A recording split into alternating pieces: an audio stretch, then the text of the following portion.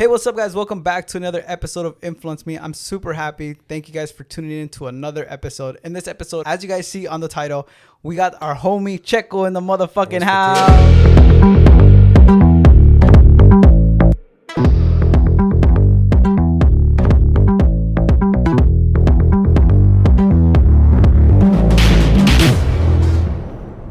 You already know we out here. We came to do our first podcast. Let you guys know about our story over here on this side. Yeah, I mean, I was telling you like before we got started that it's a cool thing that I don't really know you like in a personal level because I like doing these episodes to get to know someone more deep. I mean, we run into each other on events and stuff like that, pero nunca platicamos bien like, hey, like what's going on actually for, under the hood. Like we don't really discuss a lot of the personal things, And then when we talk, it's like I'm already in yeah, I'm already like 10, 20 shots in. So yeah. So I want you to introduce yourself before we get started with the episode. That way, for the people that don't know who you are, just give them a little brief bio of who you are and what you do. Hey y'all, so I'm Checko, and I'm on social media. I do tornadoes. I be with like most of the influencers.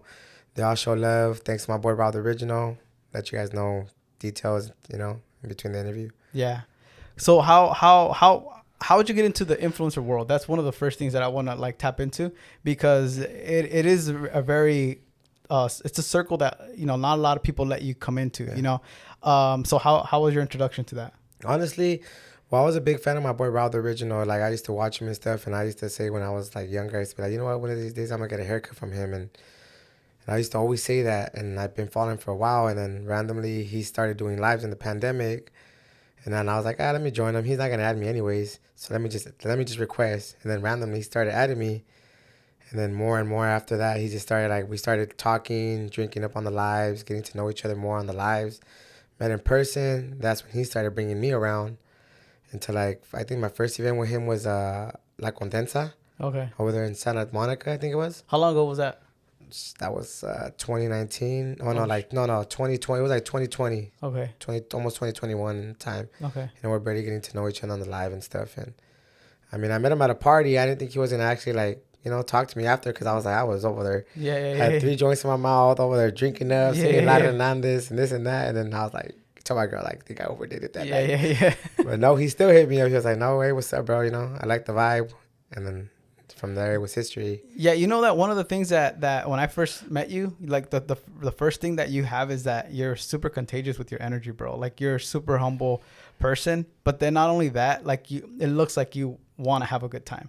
Yeah. Like you're not out here pretending to be someone, you're out here just like, hey, we're here to drink, like let's just fucking turn up, like we're here to celebrate either a birthday party or a launch or whatever it is, like you turn up, and that's one of the cool things that I saw about you. I was like, you know what, like I really want to get to know where all that came from, because I know that maybe a lot of people that have gone through certain struggles like need that to cope in order for them to continue to go. I'm very shy. I'm a very shy person. So like my kind of cope is like talking and having conversations, because that's the only way that I can kind of stop the nerves and stop being like that socially awkward, So talk to me about where you grew up. Where are you from? Well, my dad's from Michoacan. My mom's from Tijuana. I mean, I grew up in Cali over here on this side, but I did go to Mexico like for 2-3 years. I lived over there for a while, and I saw gang stuff that like is different out there when you go to Mexico, because over here we see everything like we're living our life, but we go to Mexico, now you're seeing people live in houses that are de madera, like they're lamina. Yeah. You start realizing your life, you're like, dang, like I have that over there. I come over here and it's like dang, like people over here are really suffering to live just day by day. Yeah. While we're over there in Cali, spending money, whatever. Like, I mean, it's hard for us over here too, because we got all these bills and stuff like that. But it's just, I feel like when I went to Mexico, I kind of realized like, okay, I need to humble myself, and not just that, but when I was over there, it's like all my cousins would always bring me around and they'd be like, stop being shy, like go up, like like I see influencers now and I'll go up to them and I'll be like, even if they don't like see me like in a way, like I still say what's up, if I follow them and I like them, I'll be like, hey, what's up, what's going on, nice meeting you. It's like I just like to be positive, and like I said, just be yourself. I just like to be myself, and I feel like I always had a lot of energy. Okay. Because I have ADHD, so I can't sit still or none of that. Like right now, you guys see me a little nervous because it's my first podcast. I mean, right now I'm kind of calmadito, you know, the You're popping ADHD. bottles. That's what we need to do right now. That's what I said. I was like, let me drink a little something before I get to that interview, so that way I can at least, you know, mellow out and stuff. But Nah, you're chilling, bro. Well, one of the cool things that you do a lot is you hype the events up, right? What is the craziest thing that has happened to you in an event? Because you recently said that when you met Rob for the first time, you kind of overdid it. But what is like one of the craziest things that you've done that you were like, damn, a la vez, think for this I event? feel like when I went to the Aguilar's grand opening, Okay. it was the first time I was meeting them, and then like I was like, they know that I chug bottles and stuff like that, like I, you know, but that day they were like, I had got a champagne bottle. They're like, you ain't down to chug it, and I chugged it. Yeah. But I did a tornado and it kind of like spilled all over the place. Oh, okay. Like all like kind of like on some of their merch, and like Oh, it was shit. their store had just opened. But I mean, Oh, they were damn. okay with it, but they didn't get mad at me or nothing because they're like, okay, well, it's our fault too. But you know, next time, like we should have done it outside and been more professional about it. You know? Yeah. What you mentioned? You know, influencers. You go up to influencers or just people in general, and you don't kind of. Sometimes they don't give you that same energy. Does that suck? Has that happened to you? Like when you go up to someone, because that's for sure happened to me when it comes to like to photos, and like I'll be like, hey, photo, and they're like, like you know, we don't want that. How does that feel, and how does that not stop you from continuing to? Because I want to learn that because that happens to me, and for me, next time, like, oh fuck that, I'm not even gonna go up to that person, you know. But like, how do you deal with that? It's like I say, like, you know, sometimes you just gotta stay positive about it. Don't let yourself down. Yeah. If you go up to someone, like I tell my girl all the time, like, you know, just go up to them. Who cares if they don't acknowledge you like how you might think they might or how you want them to. But like, cause I had people like, you know, I go up to them, say hi, whatever. Yeah, they say hi, but they like act like they don't know me after like later on. Yeah. So I'm like, it don't really bother me because I'm like, I know they're living their life, and we don't really know each other like that anyway. So it's like we're just saying hi, I'm a fan, and they might take it as I'm a fan, or they might take it as he's a good person, or like you know. So I just stay positive and just try to move forward. Like even if they do, like kind of like diss me, I just be like, all right, it's fine. Like I don't pay too much mind to it. Right. You know, I just like, all right, now I'm gonna go to the next person. Yeah. You know, now I just like, if you see me when I'm at a party, I'm always saying hi to this. Like, you're hopping around. Yeah, hopping around saying, because I just like to meet new people, and that's how I feel like I met all these influencers that I like hang out with and go to events with because like they like my vibe. Yeah, sometimes I'm a little llorón sometimes, but I mean, they still hit me up, and I be like, damn, like for me, it's the people that I have like following me already is like, damn, like they're following me. They actually talk to me. They'll hit me up. They'll invite me to events. Like I'm not really a big time influencer. I'm barely going up. My numbers are like small, but I see it as in like, okay, if they're hitting me up, they're not looking at the numbers. They're looking at the way I am. Yeah. For me. You know? Because they're like, okay, well, he's not trying to act something he's not. Right. He's at a freaking party. He's over there doing the worm. He's over there checking bottles. He's like, this guy's just everywhere. Yeah. But at the end of the day, I feel like they see like, okay, he's positive about it. You know, he don't get drunk and start acting up or start doing this and that.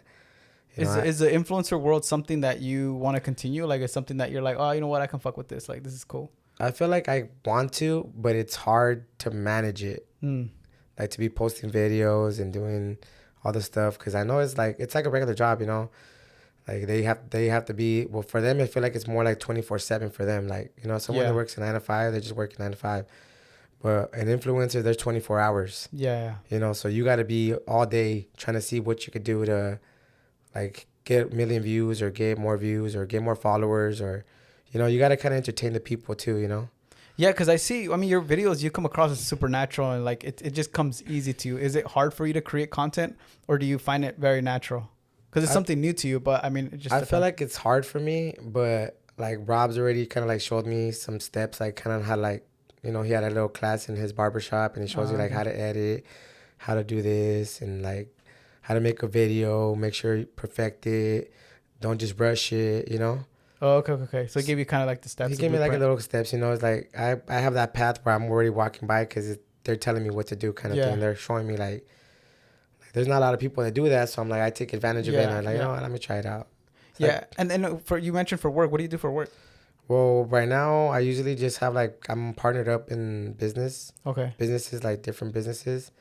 So yeah, like I I just basically like move around, go to like this business, go basically like more like flour. Okay. It's like, you know, Okay. moving flour and stuff like that. And like before I used to hella grow myself and actually like be a grower. And I remember going on the live, showing the plants on the live and Oh all that shit.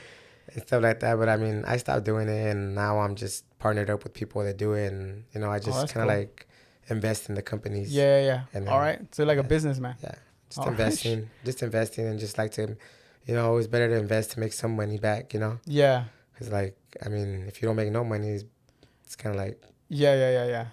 No, that's cool, man. Oh, well, talk to me about because I want to know how your personality came about. Talk to me about your childhood, where'd you grow up, and some of the things that you went through growing well, up. I grew up like in Riverside, like Moreno Valley area. Mm. Well, I grew kind of like everywhere. I was in Fontana, like whole IE area, you know. So the way I grew up is like, you know, my mom and my dad, like, yeah, they were together and stuff, but my dad was like not all there. He would always like get drunk and stuff like that over here, you know. But he's from Mexico, so he wouldn't like he got deported first time. Like we came back, and then after that, he had to go again. So basically, we're raised like kind of like with my mom Mm-hmm. most of the time. Single and stuff. Yeah, and then my mom's a hard worker and stuff. So before I used to want to be like, I was a troublemaker. I always wanted to be like, I wanted to be in a gang. I wanted to be in jail. And I would say like, yeah, I'm one of these. Like my family didn't like me at the time because they're like, okay, I'm a badass kid, you know. Yeah. They didn't want their kids hanging around with a bad influence. So at the time, I was just like, I don't know. I feel like my life changed because before I used to be like, oh yeah, I want to be in jail. I want to be in a gang. I thought it was cool, you know, because the people I was hanging around with. And then after like a couple of years passed by, I kind of started changing a little bit because I started seeing it like, okay, you know, like I saw it as in like, okay, what's the point of being this if they don't even have your back? You go to jail, whatever, they're not gonna hit you up. You have to call your family for money, all this like they're not gonna your homies ain't gonna be there for you all the time. Yeah. You know, they're there with you when you're in the streets because they want to get you into trouble, but when you're locked up and in the trouble, they don't even hit you up. Is it hard? Is it hard? And I know what you're talking about because I mean, I'm not. I didn't go through that, but I had a lot of friends that were involved in that. But is it hard uh, to kind of step your? I wouldn't say because look, I don't drink. I've never drank before. I've never done any drugs and all that stuff. But my friends did. But they're still homies. You know, they're still my friends. They still would back me up anytime someone wanted to fuck with me. They're still there. You know. But I had to kind of stand my ground in terms of saying like, hey, bro, like it's cool that you guys do this, but you know, or bang or whatever's. But I just can't. You know. I mean, I never actually got in the gang. Yeah. It was more like I hanged around with people that were from a gang. Yeah. And they looked at me like, okay, well, he's hanging out with them. He's from there too. Ah, I see. You know, like that type of stuff. You know, like I'm always say like I'm a one man, like I'm me. Yeah. I'm not gonna go be something that I'm not. You know, they were in a gang, whatever. I was running with them. They're the homies. You know, I wanted to be the same. Yeah, yeah, yeah. And like I thought that was cool to me. Okay. You know, like at the time, like instead of being like, okay, you know what? Let me make some money right now. Yeah. Instead of worrying about over there beating people up, Right. robbing people or doing dumb stuff, you know, like it's not worth it. Was there a particular thing that happened that you're like, you know what, fuck this. This is it. Like I'm not about this shit. Or was it just kind of like you growing as a person? Well, I was kind of still going through it. Like, you know, like kind of when I was having my son, like, you know, rest in peace to my son. When I was having him, I kind of changed my life a little bit. Like I was kind of starting to change because it's like, okay, like I'm gonna be a dad now. Like, yeah, I need to change. Like, you know, I need to make money right now. Like, you know, I was broke when I was having him at the beginning, and then I was like struggling and shit. I was like, damn, like I'm not gonna let him. Like I struggled when I was a kid. You know, my mom raised us by herself, and you know, we didn't have everything we wanted because, you know, it's not because of my mom's fault or my dad's fault. Well, you know, like, is this the path that they chose? And, you know, sometimes people don't change and, and like, it goes hard for the kids because it's a tragic, like your parents leaving each other or like your dad in Mexico now, he can never come back over here because of the border, like, you know, immigration, all that stuff. And my mom too, like she was over here struggling. Like we would stay home alone. Like she would leave us home alone, little kids. Yeah. You know, cause like she didn't have money to pay for no babysitter. Like, you know, they're expensive. So at the time I was like I would see all that stuff like, damn, like my mom's were busting her butt. I'm over here fucking smoking weed and not giving a fuck about my life.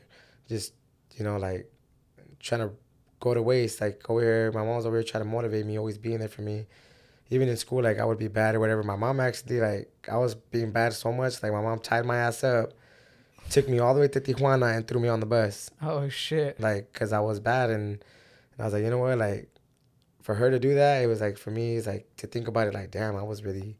Yeah. I look at it now like, damn, I was really fucking up for her Yeah. to just say, like, I'm gonna tie my son up. I'm not gonna let his ass go. He's gonna go straight to his dad's in Mexico. How was that? How was that like? I mean, at the time, I'm pretty sure you're fucking, saw it a different way than what you're seeing it now, But emotionally, how was that? I was pissed at the time. Yeah. I was like, I wanted to be what I wanted to be. All the family, they judged my mom and stuff. And I started seeing that too.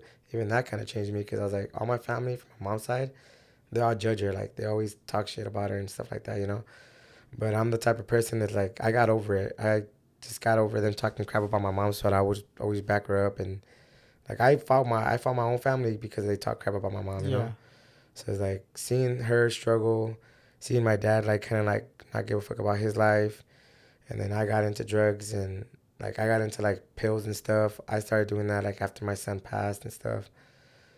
And you know what's crazy though? Shout out to your mom, bro, because that's love, bro. Because I relate to that story because my dad was he would hit my mom.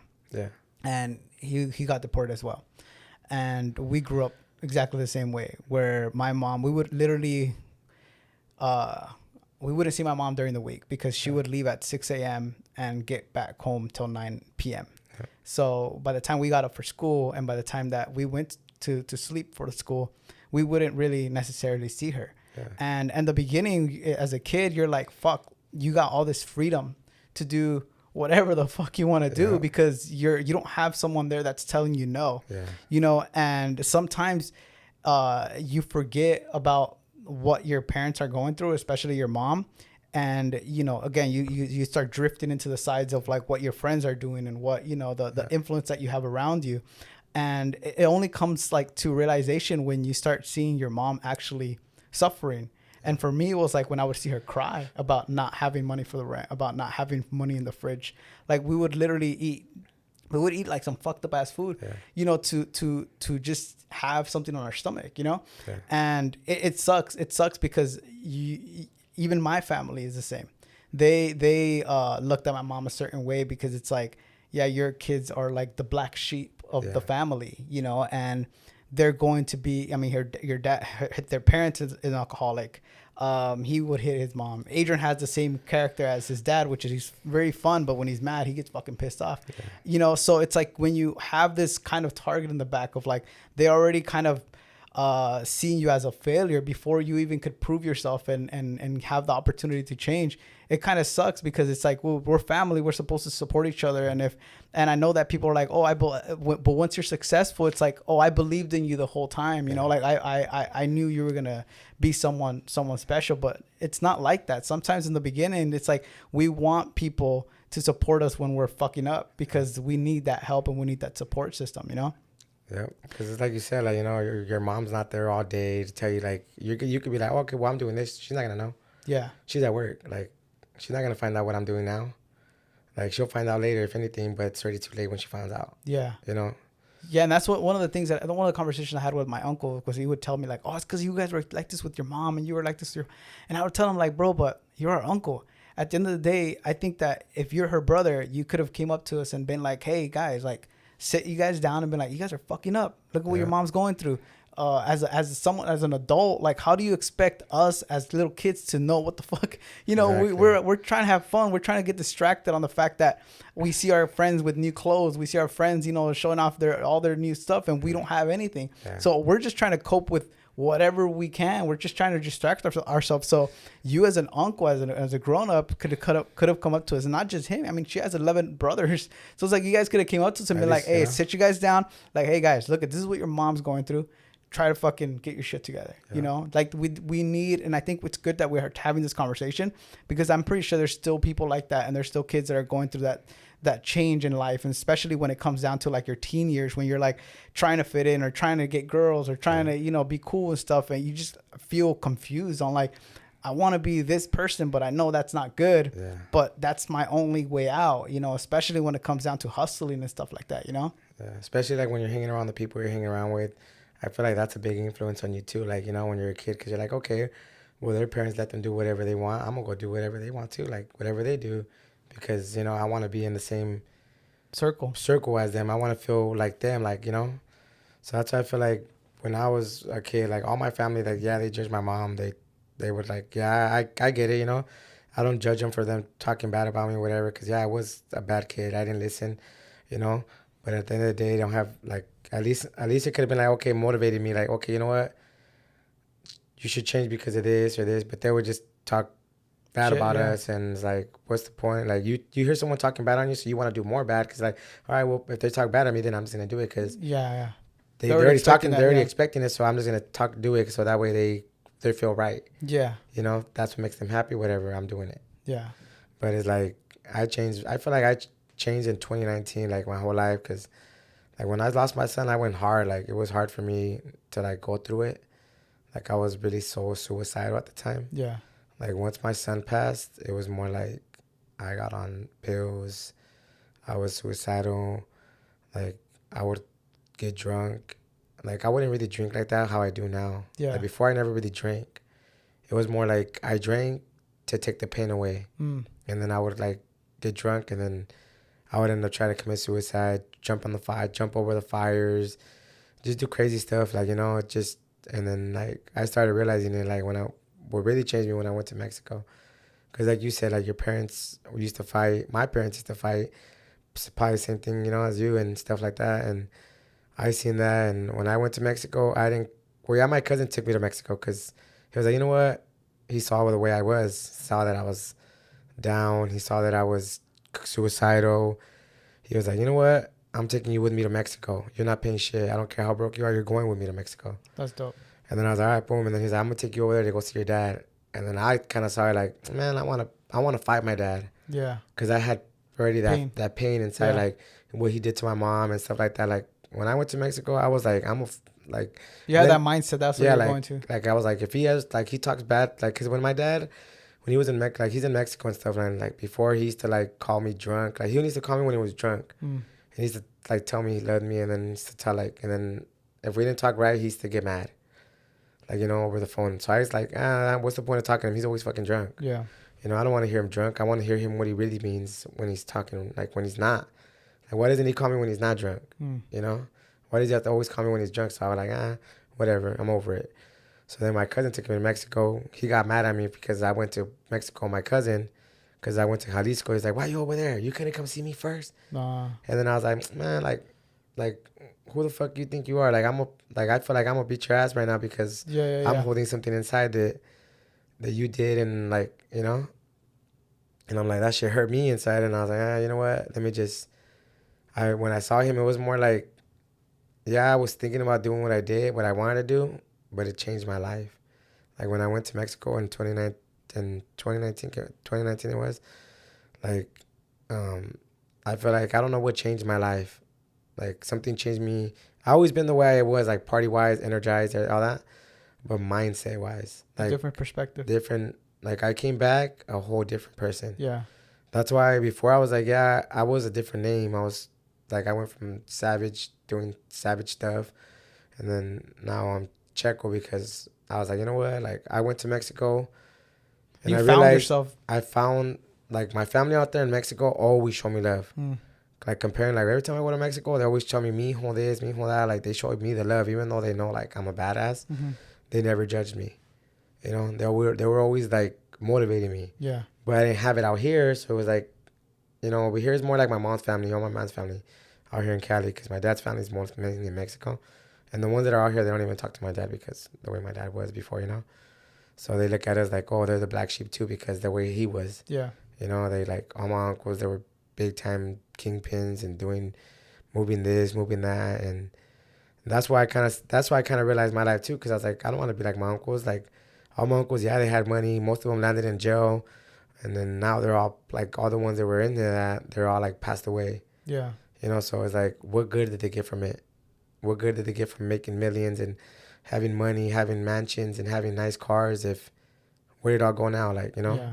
like you guys are not here no more, and it's because you guys took that fast route. You know, that's the way I kind of looked at it. Like, and that's what kind of like made me change my life too. I was like, you know what? Like, I had family in Mexico that do all kinds of crazy stuff. But I'm like, to me, it's like seeing that stuff is like, I see it and I'm like, okay, that's the family, whatever. I'm not gonna judge them. Yeah, I go to Mexico. I still say hi to all my family. I'll still go over there, even though my dad and them don't like me to. Like, I'll still go say hi to all my cousins and stuff because, I mean, they're in the ambiente, they're into it. But I'm not a person that's going to be like, okay, well, because they're into it, I'm not going to go say hi. Yeah, yeah, yeah. Like, I still respect all my family in Mexico because they're the ones that lifted me up kind of thing when I was a kid. Yeah. I used to live over there because when my mom tied me up, sent me to Mexico, she did it for a good reason. Cause she's like, you know what? You're going with your dad. I can't handle your ass no more. And I get it, though. How old were you? I was like 14 years old. Are you okay talking about stuff like this? Yeah. Yeah. So I know you mentioned your baby, but I didn't want to. I mean, a lot of people don't really know the situation that happened with my son because I don't really bring it up because, I mean, it still kind of bothers me in a way. Yeah. Like, my son, like, to me, my son's my son, you know? Yeah. And I'm always going to love that nigga, no matter what. That was with you? No, that was with someone else. Okay. I was with someone else at the time. That was before, like, kind of like in the beginning when I lost him. Then that's when I kind of, like, met her after, like, right after. Okay. Like, not right after, but, like, probably, like, a year later. Okay. Because my son passed in 2015, you know? And it was just, like, to me, it hurt me more because I looked at it, like, as in, like, even my family would talk crap about my son. Like, you know, they would, like, say this, like, stuff that, like, I'm not the one to say it on camera because it's, like, yeah. it's racist and stuff, like. But they used to say, like, dumb stuff to me. And then, like, I felt like that also, like, that's why I was suicidal. And I was going through it bad with it because, like, my son passed away from sickle cell. It's, How old was he, if you don't mind me asking? Well, he was born, but he was born, like, past. Okay. Like, you know, he was cold when he came out. Okay. Because what they said is that basically his blood wasn't fully developed.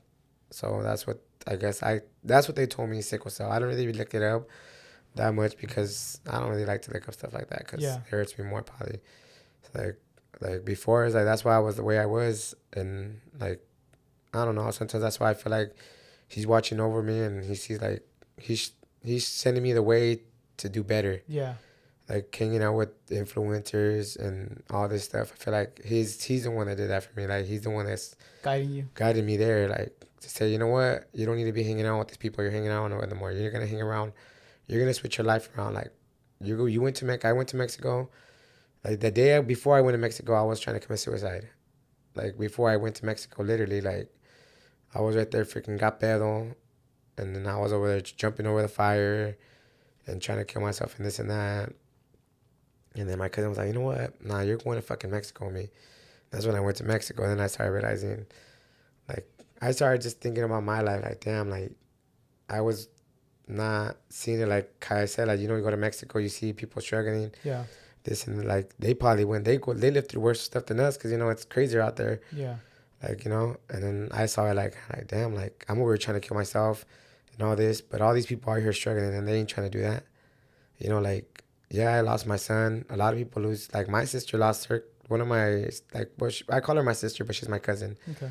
But I call her my sister because she was raised with us when she was a kid. Because, like I said, my family, they were into the moving drugs and all that stuff. And her mom got caught up, and then my mom ended up taking her in. So we see each other as brothers and sisters, like, in a way. So, like, her daughter passed, but her, like, you know, so I see her, like, I don't see her trying to commit suicide. I don't see her doing all that stuff. Like, maybe my son doesn't want that for me. Maybe he wants me to be a better person. He wants me to move forward and be like, you know what? I want to show my son that even though he's in the sky, I want to show him that I'm still the good person that I am. Yeah. That I like to stay positive and just be strong about it, you know? Like, yeah, I get drunk now, but I don't do the same thing I used to do. Like, people, like, if I was doing the same thing I used to be, no one would want to be around me. Yeah. Because, like, no one would be able to handle me. And that's why I feel like, okay, yeah, my family did talk bad on me, but it's like, come on, like, it's not, I lived through a lot of stuff. Like, you know, my family used to fight, my dad and mom used to fight, all my family, they hit it on my mom. Like, So you had a lot of pain. yeah. That was like the way for you to cope with that pain. Yeah, Like just distracting yourself with that. I used to distract myself. Like, after that happened, it hurt me more. And that's when I was like, you know what? Like, what's the point of being here if my son isn't here either? Like, I might as well just go with him too. Like, if no one's motivating me, no one's like, I was negative at the time. I was always negative. But now it's like, after that happened, I started becoming more positive. Like, you know what? Let me just change a little bit more. And then me being in a toxic relationship with the person that I had the kid with, it wasn't really helping me either because, we were toxic. Yeah.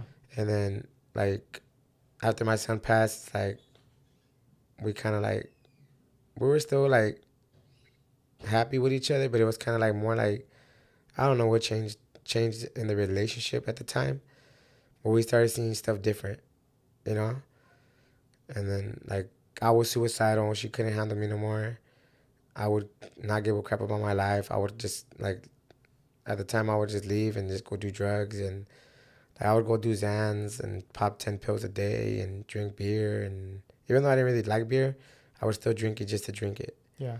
Like, I really started drinking beer, like, when I met her, because when I met my girl now, because her family, they like to drink. They're a good vibe, though, Yeah. Like, when I met them, they would always be positive with me. Like, they always took me in as a family no matter what. Like, every time I was with their family, like, I don't spend Thanksgiving with my family. I don't spend Christmas with my family. Like, and it hurts me to say, like, I go to her family's house every holiday and I spend it with them. Yeah. And, like, I cried to her family, like, on the table and everything on Thanksgiving. Like, yeah, it hurts me to say, like, my dad ain't around. My mom's always fucking working and stuff, like, no matter what. She's a hustler. And, like, we don't really have time for us to, like, yeah, we hang out, but it ain't, like, spending holidays with each other. Yeah. The important, like, those and,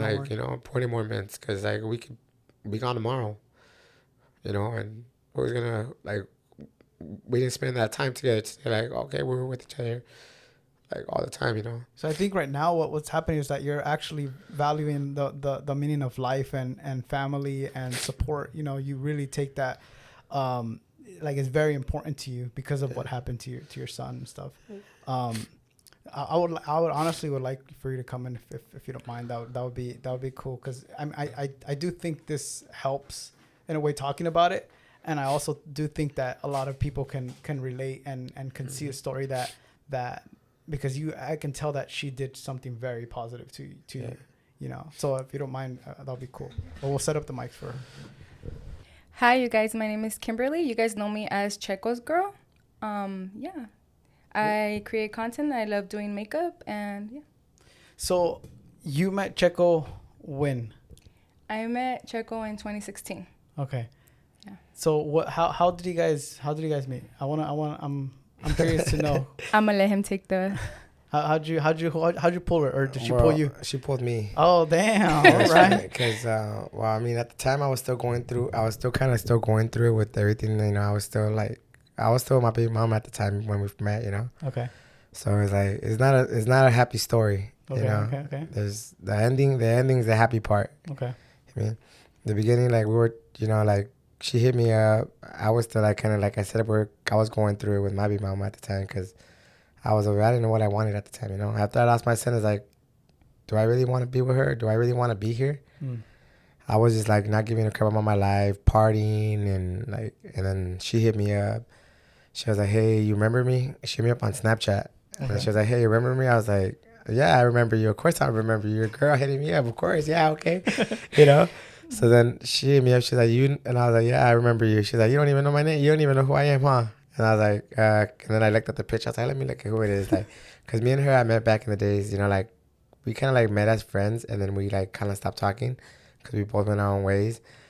So when we met again, she found me and she, like, hit me up on Snapchat. I was still with my baby mom at the time, but I was already going through the hard stuff. Yeah. So when she hit me up, I was like, you know what? All right, I'll try something new. Let me go talk to her and see, like, kind of, like, de-stress myself. Yeah. Like, first, like, okay, let me just see what this girl brings to me, like, what she shows me, like, what kind of love I get from her. Mm-hmm. So then me and her started talking, and then we ended up, like, she pulls up to the hookah bar, because I was at the hookah bar all the time. And like every weekend I was at the hookah bar. So we was talking, like she hit me up like on I think it was like a Friday or Thursday. She was like, hey, what's up? And I was like, we want to hang out. I ended up capping her the whole time. I was lying to her the whole time. I was like, just making it sound good. Like, I'm a cook and this and that. Like, yeah, he did tell me he was a professional cook. Like he was a chef.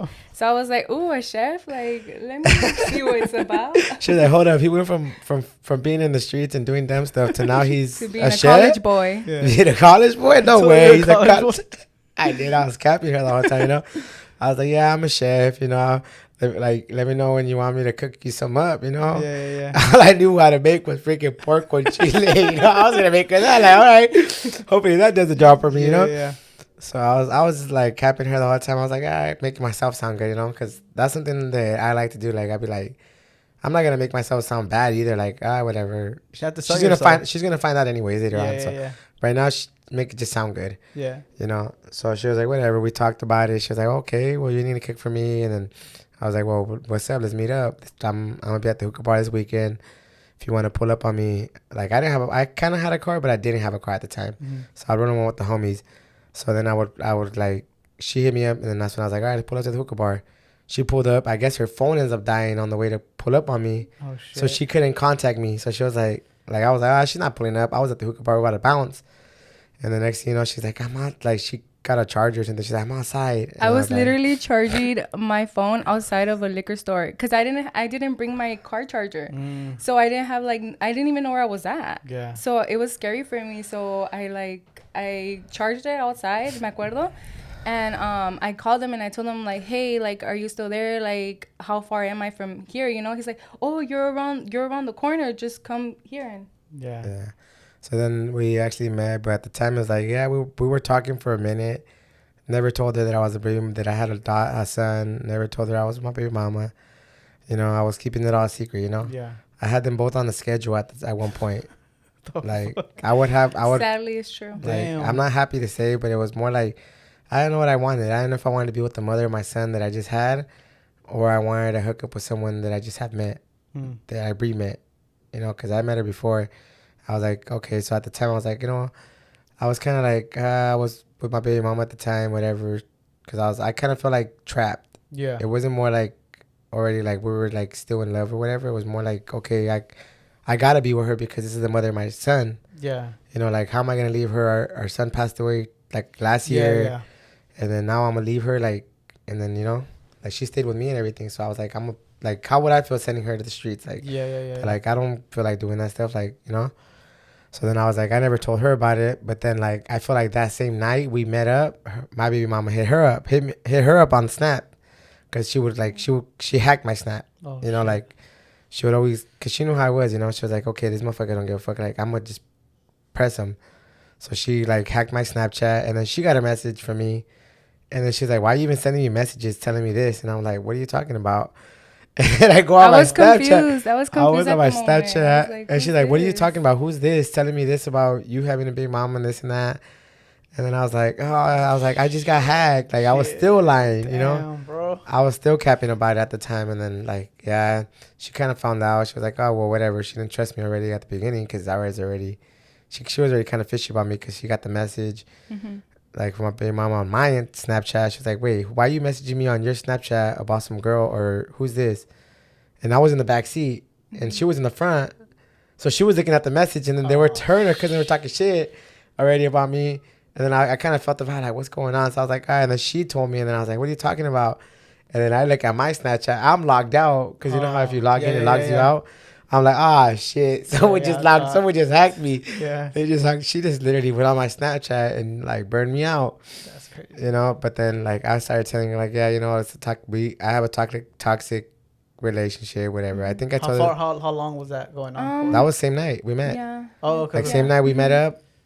I think it was the next night. Yeah. Okay. It was the next, because we, like, literally that night we met, we kind of, like, I was with her all night. Yeah. Like, we literally knocked out in the car in front of my grandma's house. Like, just talking. Like, talking all night, we were, like, literally knocked out. Like, I was like, okay, whatever. I don't want to go home. Because, my baby mom was at the house. I was like, I don't know. Like I said, I didn't know what I wanted at the time. I was like, okay, well, I'm talking to this girl. This girl makes me feel good about myself. Yeah.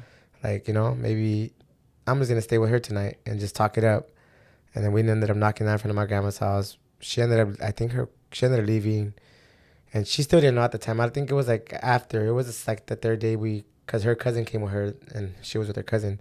The first time we met her, she wasn't with her cousin, so it was like I think like 3 days later she found out like, oh, like cause my baby mom already kind of had a figure like, oh, why is he leaving? Yeah. Cause I would have her pick me up and I would say, okay, well you can't come to my house because my grandparents are here and they don't like me bringing girls to the house. Yeah. So I was already lining it up to her in the beginning, you know. So it's not like I'm happy for it. It's like I said, I was not in the right mindset at the time because I didn't know what I really wanted. I had a girl that I had a kid with, and I felt stuck and trapped because I was like, okay, well, how am our son just passed last year, 2015, and now I met her this year. So it's like, who do I really want? Yeah. Do I really want to stay with the girl that I had a kid with, or do I want to move on and see if I can start something up with her? What made you make a final decision on like, you know what, I want to take her like very serious? I feel like my family used to, like, cause my mom hated her at first. Yeah. Cause my mom didn't have. It wasn't because it's not because she hated me. It's because she thought I was coming into the relationship. She thought she was a homewrecker. Like, homewrecker, yeah. You know, she was like, oh, this female's over here coming in, not knowing she didn't know nothing. Not knowing I was lying to her my whole life since I first met her. I was lying to her ass. And then, like, my mom didn't know that. My mom was just like, why you, don't be hooking up girls, don't. Because I brought her over one time, like, you know. Yeah. And then my mom hated that because she's like, come on, you just fucking had a kid. And, like, because my mom was all about respect, you know. She's like, you don't even got no fucking respect. You just had a girl, you just had a kid with her. She just passed away and you were over here doing this shit. Yeah. So then I'm like, damn, like, yeah, you're right, you know. So then, and then I wouldn't really bring her over at first because I was like, whatever. She didn't want to come over because my mom would talk shit. Like, I would be in the room with her. My mom would be like, get that bitch out of here. Oh, fuck. Like, you know. Like that. That's crazy. But it wasn't like my mom intentionally hated her. Yeah. It was more like my mom had a bond with my baby mama. Like, you know, her and my baby mama probably still talk to this day and everything. Like, you know, because, like, my mom sees it like, that's my grandson. Like, that's the mother of my grandson no matter what. You know, like, that's the way my mom says. Because my mom loves her grandchildren. My mom would do anything for her grandchildren. So that's the way she saw it, and that's why she kind of hated her at first. And then I just started easing her in, and then, like, my sister and, like, some of my people were telling me, like, well, just hook up with her. Why the fuck you can, like, even my friends would tell me, like, just hook up with her. Like, just stay with her. Why you even doing all this extra shit? Like, just say no. Just, like, you know. But for me, it was hard because I feel trapped. Yeah. Because, it's like, I don't know. It's like, I don't know how to explain it. Just sometimes when you're in a relationship with somebody, and, like, sometimes people feel trapped. It's not that they want to be together. They just feel trapped. They feel bad. Like, she's going to, I mean, like what you're saying. I mean, you just lost your son, and how are you going to leave her like that? You know, it just kind of put you in a position. And then she lived with me. So it's like, me sending her back to her parents' house. Oh, she lived with you at the time? Yeah, she lived with me. Okay. So, like, since we first, like, when we got together, like, all my girls, like, well, not all my girls, but the girls I've been with, like, my baby mama and her, like, I bring them to live with me. I don't give a fuck. Yeah. I ain't gonna go. I'm not with that distance shit. I'm not gonna go. At first, it was cool, but then it's like, I'm not that type. I want to be with you 24/7. Yeah. For me, I'm like, I like to be with the person that I'm gonna be with, and I'm gonna be with them no matter what. Yeah. Like, fuck all that. You going to your house, sleeping at your house, not work together. You're sleeping here at my house with me, like. Yeah. And, like, not controlling wise, but as in, like, come on, like, just stay over here. And then her parents would get mad at her too, like, this ain't, because she would go shower, like, every day. She would spend the night with me, but then she would go home to shower and get ready and then come back. So her parents were like, this ain't a fucking hotel. Yeah. Like, don't be coming in the morning, coming to get dressed and then leaving again. Like, this ain't no damn hotel. And her parents kind of, like, didn't like me at the beginning. You know, like, they would talk crap about me and stuff like that. But I get it, though. You know, it's their daughter. Yeah. You know, it's like, they don't know what kind of person I am. They never met me. They don't know anything about me. So they're like, they see it as an okay. But she was with someone else before, so he wasn't nothing. This nigga ain't gonna do nothing. Yeah. This fool's probably gonna be the same shit the other last guy was. Yeah. Gonna hurt my daughter and stuff like that. So it was like more like, okay, you know, I understand it. I get it. Like, my mom was talking shit to her. So her parents would talk shit on me. So I'll be like, okay, maybe, you know, they have their reasons. Yeah. Everybody has their reasons. How old were you guys at the time?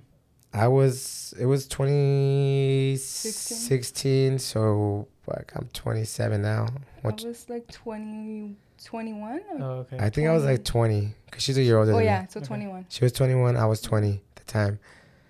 when we like kind of like started, you know. Yeah. So Talking. what was it about Checko that now's your turn. I want to know what was it about Checko that caught you like, damn, dude, this is a guy that I really want to get to know. You know what? Honestly, I can't say there was something about him. It's just something drove my attention to him. Like, I don't know what it was, but like his looks, obviously, he's very handsome, you know, and he has always had the same face. Like, I call him baby face because he has always had the same face, you know. But I don't know. It's just something that like our connection when we talked on the phone, because I don't know if you remember, but that same day that I sent you the picture, we talked on the phone. And his vibe was so like, well, at the time, you know, he was like so like nice, so sweet. Like he would like you know, sweet talk me, and I'm like, I want this, you know, because like how he said, I came out from a really bad relationship. So I wanted that, you know, I wanted someone to sweet talk me. I wanted someone to treat me like, you know, his queen, you know. So I felt like he like first day we met, he was like, oh, this is my girl. Like he was introducing me to his friends as his girl already. Yeah. You know? So it's like, to me, I was like, I want that, you know, que me presenten, like, like, oh, this is my girl, you know? So I felt like that drew me into with like his attention and having the conversation we had. We just like bonded, I felt like, you know? Yeah. And it wasn't more as in like couple, it was more as friends in the beginning, you know? It was like, I like hanging out with him. My day's way better when I hang out with him, you know? So like I felt like, I don't know, he just drew he I don't know what it is, but like he caught my attention. So how big of a change and what can you tell me, Checo, of her relationship that helped you out in those moments? Well, the time when I met her, it was kind of like it wasn't that bad yet. Okay. You know, in the beginning when I met her, it wasn't bad. How I don't know what changed, and then I got bad. Okay. Like after I think I started drinking, that's what would black me out. Okay. Because then that's when I would think about my son and try to commit suicide.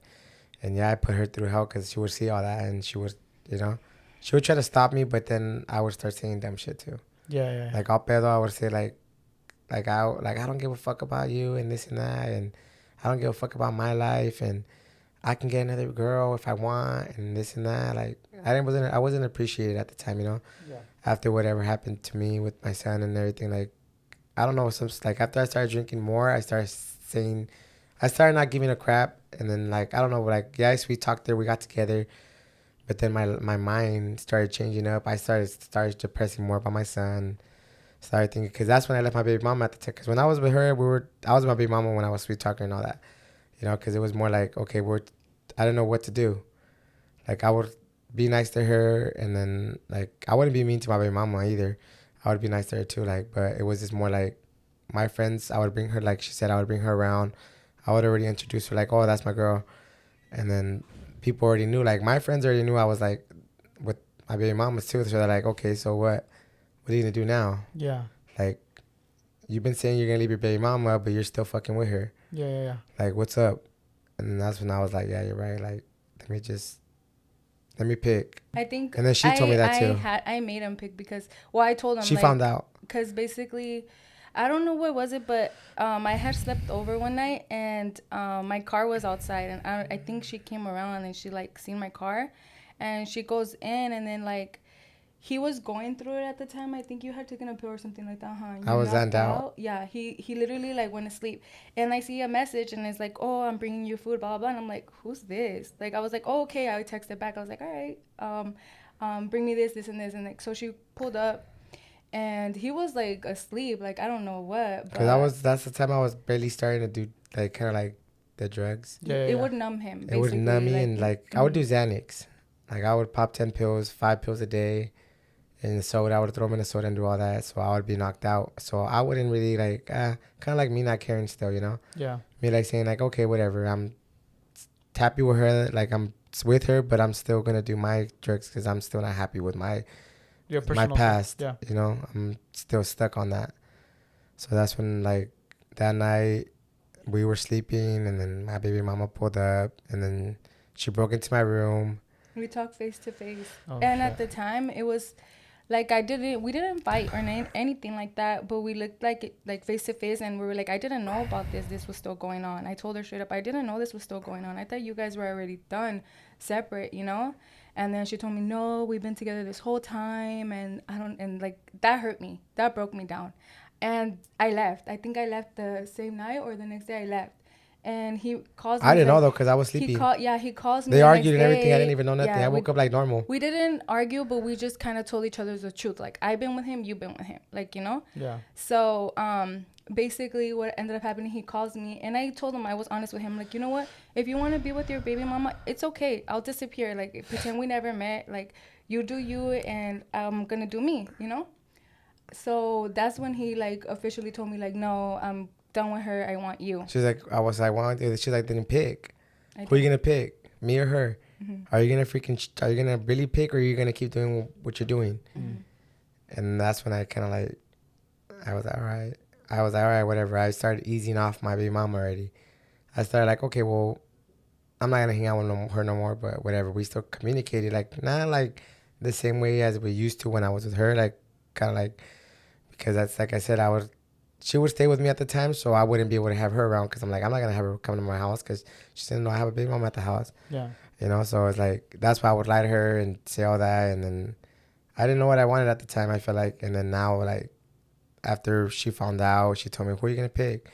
I was like, well, you know what? My family started telling me. I asked my family too, like my friends and everything. They'd tell me, like, just pick her. Like, dude, she's on her shit. You know, she's like, you've been saying you're going to leave your baby mama already, but you say you're trapped in this nigga. You got to just let go already. Like, let go already. Like, just if it's going to hurt you, but just do it. And then, yeah, I did. I mean, it did hurt me leaving my baby mama because, like, that was the mother of my son and everything. Yeah. But the way I saw it was like, I need to change my life. Yeah. And then after that, like she started bringing me around her family. Her family would always show me like, yeah, they hated me, but they didn't act it when I was around partying with them. When I would be around partying with them, they would always show me love. Like her dad is the one, like her dad and her mom were the one. Her mom loves me and her dad loves me now. But I'm saying like back then they kind of had that judge on me. Yeah. They didn't know nothing that was going on with us though. Like they didn't really know what I was doing, and they don't know the story now. I mean, now they're gonna know. Everybody's gonna know the story now. Not a lot of people know the story, you know. The only ones that really know is like I tell like people that I really trust. Yeah. Like my boy Rob knows some of the story, and Sylvia knows, and like only them I feel like I kind of like opened up to them, you know. And I feel like not everybody, but now I'm like, you know what, I gotta let everybody know the truth, and I'm not gonna be hiding it my whole life. Yeah, we had a rough. We're not perfect. We weren't perfect when we met, and I wasn't perfect. I was definitely not perfect. I was freaking lost. Yeah. I was lost in the hole that I didn't know how to get out. In the moments of him going through that, those moments, how difficult was it for you? Because I'm assuming it was very, very hard. But why not give up? Why not give up on him? Why just stick through all that? You want to know the truth? I fell in love with him. I did. No matter everything. Oh, I hate crying. No matter everything he. I hate to cry. No matter everything he put me through, I loved him. I still love him. Yeah. I love him to this day. I love him, and I think that's what like got us through rough times. Yeah. Like us, our fights, or like him with his baby mama, or like, you know, me. I wasn't perfect either. You know, I have my flaws. So I felt like no matter, like, it was really hard though, seeing him go through like how he says, like, he was trying to be suicidal. It was hard. It was really hard. Like, seeing him, like, I would always tell him, like, remind him, like, don't do this. Like, why are you going to do that? Like, you have your whole life still ahead of you. Like, but me, ya pedo me valía madre. Yeah. You know, you black out. He would block my, like, he would block I'll me block out, everybody like, out. Yeah, like, everyone. Like, literally, I would block everybody out when I was pedo. Like, I would not care what, they would have to hold me down. Like, when I was, like, drunk, they would have to hold me down. And, like, my cousins had to hold me down until I knocked out. And then I would knock out and then wake up the next day. Like, what the fuck happened? Not remembering nothing. Oh, shit. And then saying that she was like, yeah, I should have recorded you last night and let you know. Like, she would tell me, like, you freaking tried to freaking kill yourself last night. And this and that. But she wouldn't really judge me because she knew what I was really going through already at the time. She would like, you need to fucking stop. Your son don't want that for you. Like, my mom would tell me the same thing. Like, your son don't want you freaking killing yourself. What kind of dumbass does that? Like, he wants you to do better in your life and move forward. And you know what? You lost him or whatever happened. But at the time, I didn't accept it. Yeah. I was like, I don't, like, people say, like, okay, God's a power person. I would be like I was I'm not gonna cap. I used to pray to the devil before. Yeah. Like, just like fucked up in the head, saying like, well, God didn't freaking save my son. Like, well, take me. Yeah.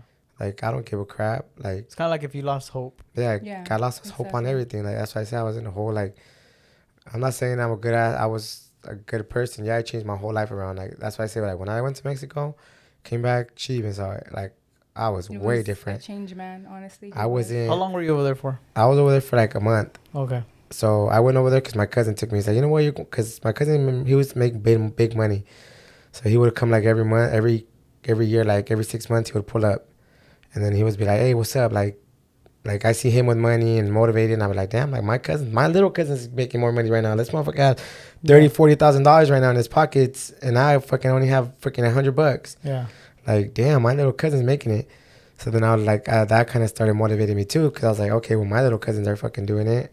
I'm over here fucking up and not giving a fuck about my life when I could be doing big things too. Yeah. Like making money and doing stuff like that. So then I feel like when he came, I feel like that's when I changed. Yeah. Because he took me to Mexico. I went to Mexico.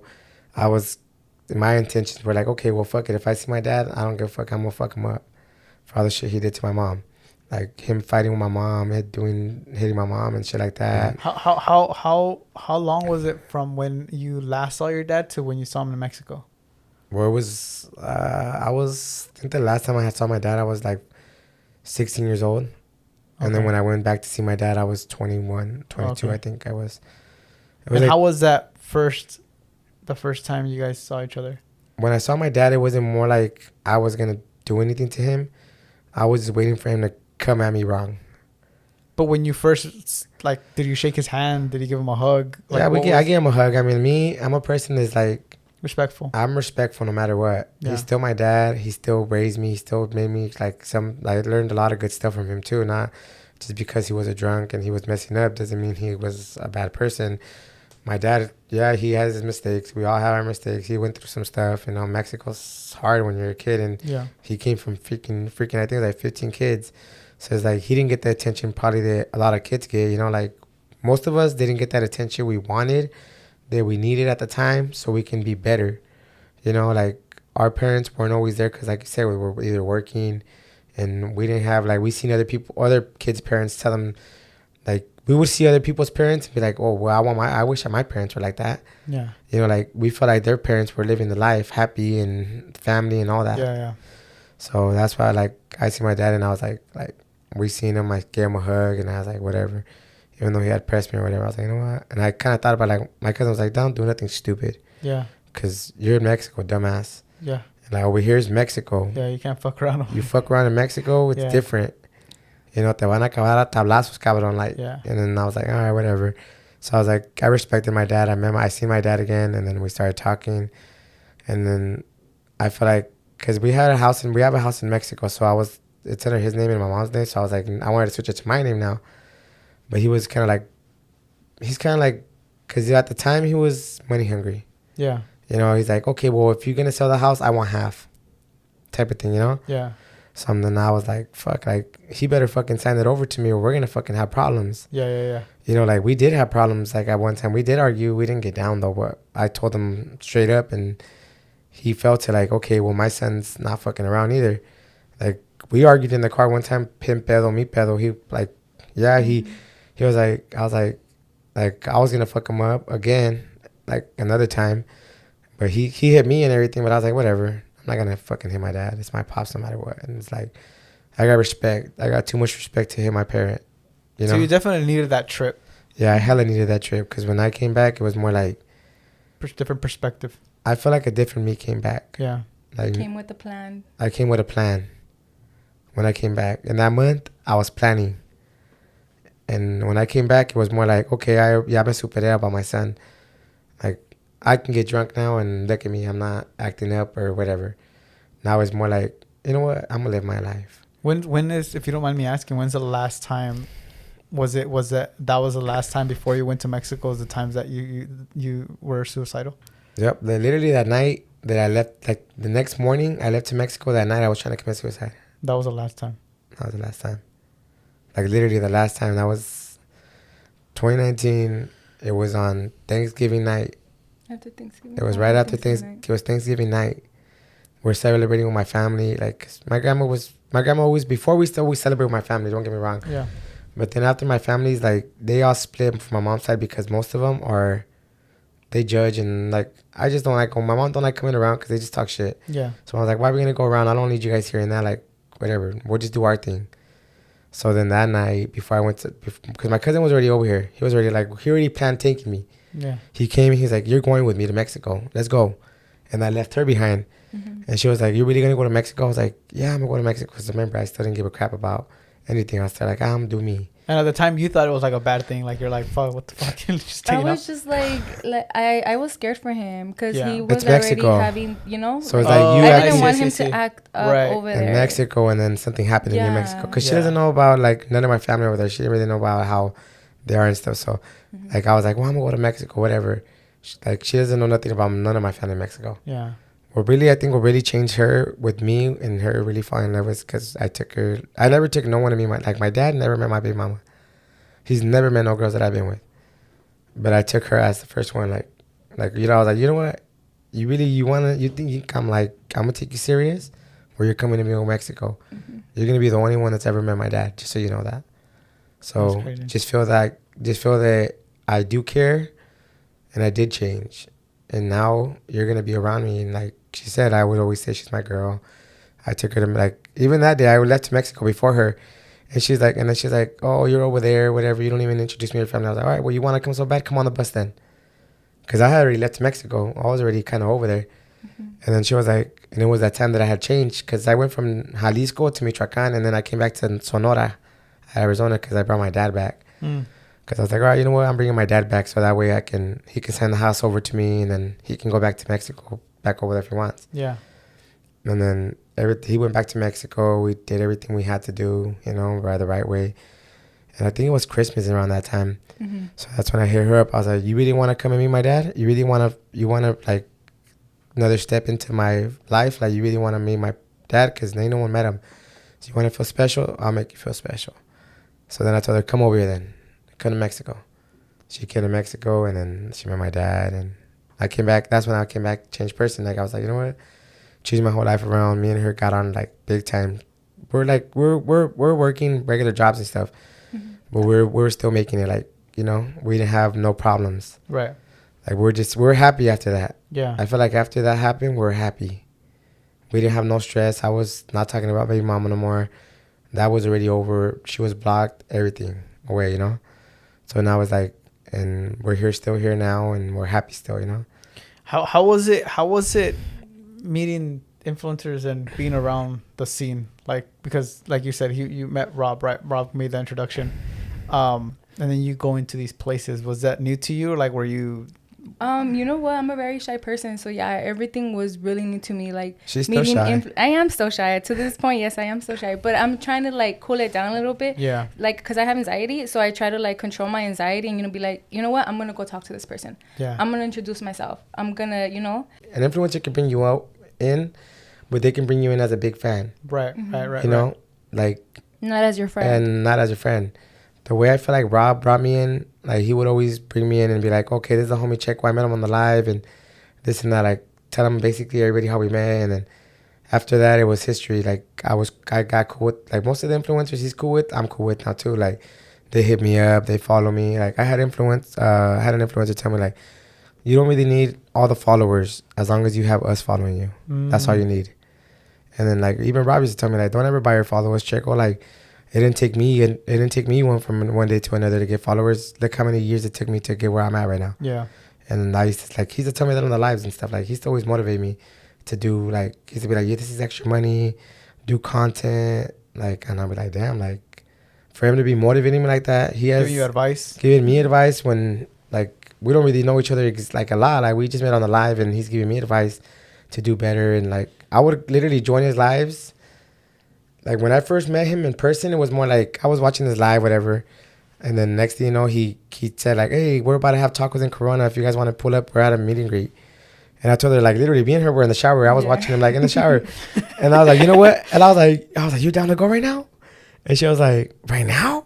we're in the freaking shower. And I was like, fuck that, let's go get her, let's get You're ready. watching Raw on your shower. Yeah, straight up. Like, no cap, I was over there because, like, to me, like, I see him, like, as an inspired me. Yeah, I'm yeah, like, that's dope. like a Mexican dude, cutting hair, doing designs, doing all this crazy stuff. Like, I've been watching him from back in the day. From also. He used to do the Don Cheto, and I used to be like, damn, how does he do that? And I used to tell my homies, like, one of these days, I'm going to get a haircut. Like, I don't care how much he charges me, I'm going to get it.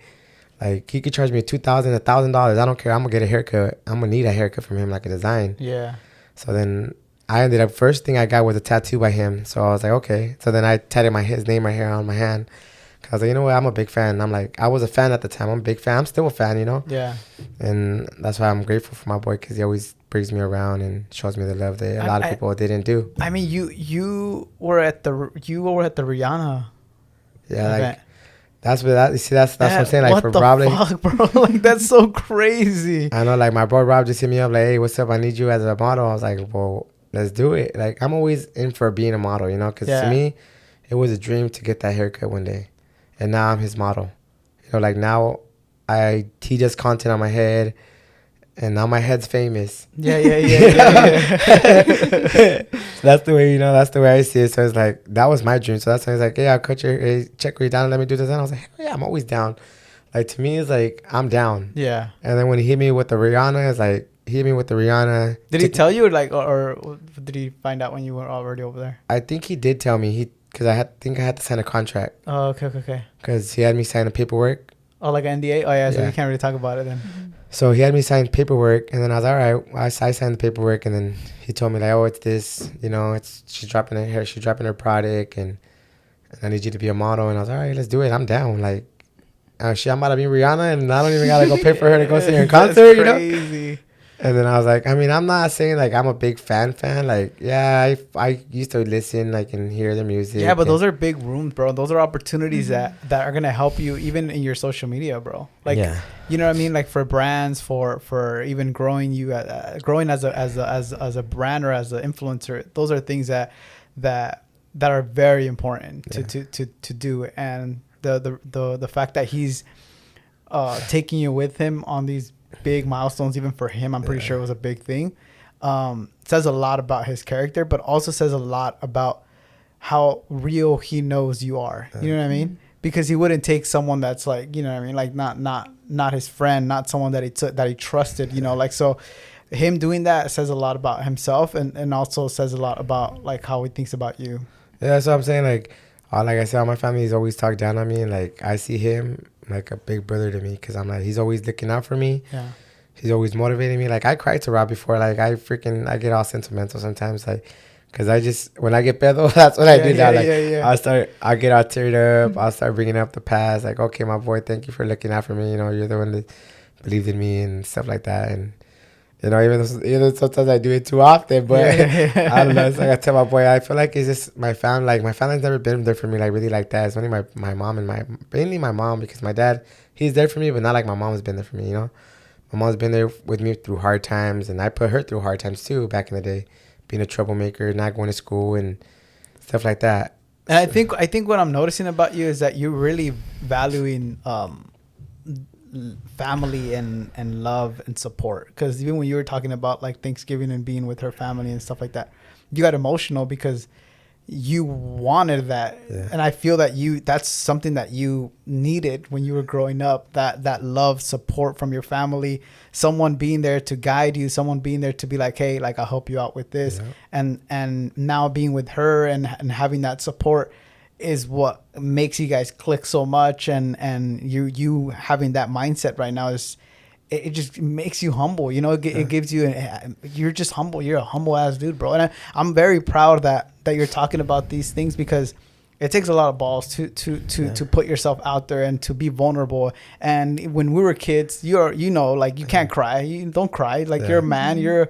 a boy. Boys don't cry. You know, we were all brought up like that. You know, and for you to share your story and to put yourself out there and give the audience the permission to say, you know what, it's cool to fucking let it out, you know. And like you're saying right now, Rob's a big, you know, influencer, a big role model to a lot of people, but you go and you cry to him and tell him, like, bro, like, this is how much you mean to me, and this is what you've done for me, and it's okay, like, it's not a bad thing, you know. And I just want to thank you for sharing your story here on this platform, bro. Sure, brother.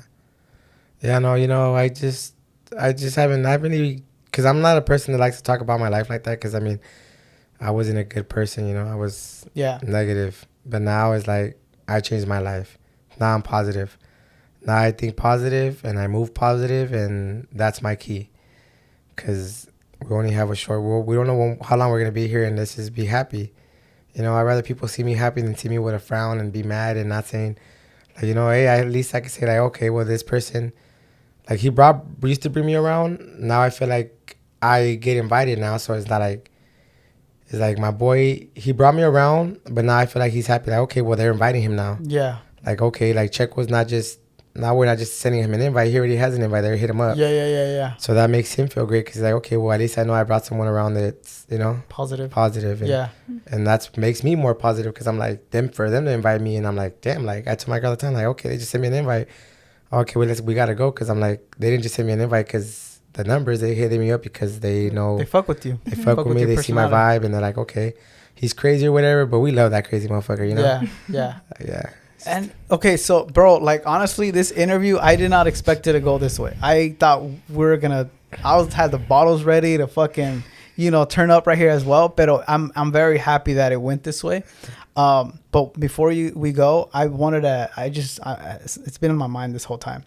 When you chugged the tequila bottle. Yeah. Was that shit real? Like, was that shit fucking real? Because what the fuck? It's like I tell everybody, entertainment purposes only. Okay. That shit was crazy, bro. I was like, what the fuck? Yeah, we were doing... Well, I'm going to put the video right here. It was funny to me, because I was at the shop one day. I forgot how it started. I think it started with Granny. Yeah. Because I met Granny, and then I guess I think it's her grandson, the one that manages her. Yeah. He had a bottle, and I was like, you know what? They had apple juice in it. Mm-hmm. I think they had like apple juice in it or something like that. And I was like, you know what? I'll tornado it. Let's do a video, like, because I guess you couldn't have no alcohol in it because it's out of state or whatever. You have to legalize it over here. Mm-hmm. So I was like, all right, let me do a tornado with it. And then I did a tornado with it. And after that video went viral. That's what I was saying. That's crazy. And then the second one even went more viral. Like, the second one hit 1 million. And that's when I was like, you know what? I got to do one more. And then like Rob would be like, I was like, fuck it, Checko, this is it. Like, you're hitting right now. You're hitting, you're making it. Like, Rob tells me, like, I didn't get 1 million views on my first video. Like, your ass over here, you're kind of like, you're doing it right now. That's good, Yeah. But then I started seeing all the hate comments. Yeah. Like, they were trying to talk about, like, oh, what friends are those? Like, like, what kind of friends are those? They are giving you that or doing that. I even had my family call me, tripping on me. Yeah. Like, my tías and them, like, hijo de la chingada, te voy a sacar a chingazos de ahí a ver si esos cabrones a ver si esos cabrones te van a ayudar cuando estás en el pinche hospital. And they saw it as like a bad thing. Yeah, they saw it as a bad thing. But in reality, it's like I say, it was all entertainment purposes only. It wasn't really like, for people that know, I'll chug a bottle. Everybody knows I'm crazy enough to do it. Mm-hmm. But I just do it for the entertainment purposes. Yeah. If y'all want to come bring me a bottle, bring me a bottle. I'm going to test it. Test it out, don't you?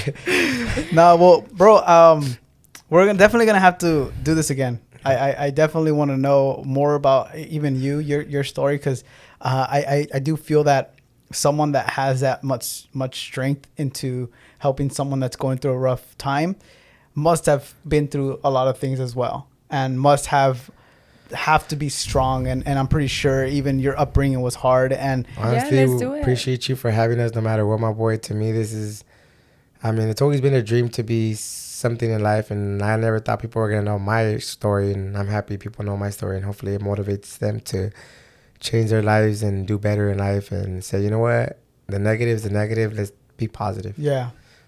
Yeah. And thank you for having us on the show, because I mean, to me, it's a big honor to even be in here in this chair, because my boy, you do a lot of big things, just to be like, me and you met, and it's not like you said, we don't know each other like that, but it's like, I'm glad that you got to know me, know my side of my story a little bit, and then appreciate you for having us no matter what. Thank you. Well, I'm going to leave all his links down below. You guys do YouTube, Instagram? I've been just doing Instagram. If y'all want to go follow me, Checko24K, that's me, and that's all I really do right now. I mean, I do TikTok, but I don't really do TikTok. I kind of don't really like doing TikTok. I like more Instagram, because that's just already been the platform that I've been pushing already for right. since I kind of like started doing this social media. So. Yeah.